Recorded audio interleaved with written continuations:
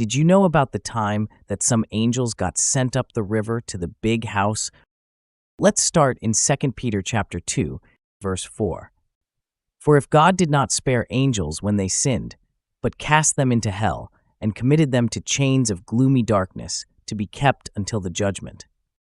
Peter is telling us that at some point, angels sinned and that God cast them into hell. Well, what did these angels do? Let's check out this clue in Jude 1 verse 6. And the angels who did not stay within their own position of authority but left their proper dwelling, he has kept in eternal chains under gloomy darkness until the judgment of the great day.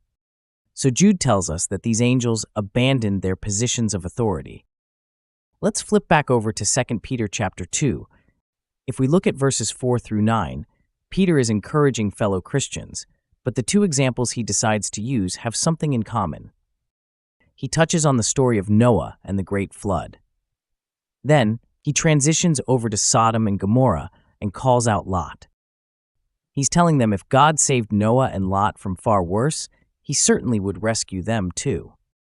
Peter's choice to use these specific stories, rooted heavily in immorality, suggests the crime being the event described in Genesis 6, 1-4, where the sons of God took human women for wives.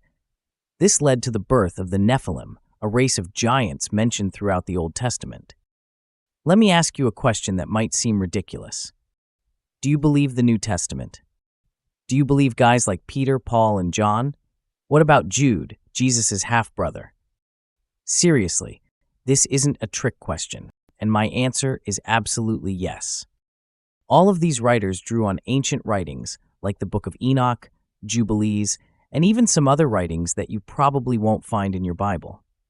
While I will never debate the biblical canon with someone, I will absolutely die on the hill that ancient Jewish texts are worth studying. If we focus specifically on the Book of Enoch, the whole crime and even the punishment is laid out in great detail. Well, guess what? It matches exactly what Peter and Jude are saying in their New Testament writings. It mentions a group of divine beings, or fallen angels, who, in many ways, corrupted humanity, like we see briefly mentioned in Genesis 6. They try to petition for leniency, but their fate is already sealed. Let's wrap up with Psalm 82, verses 6 and 7. I said, "You are gods, sons of the Most High, all of you.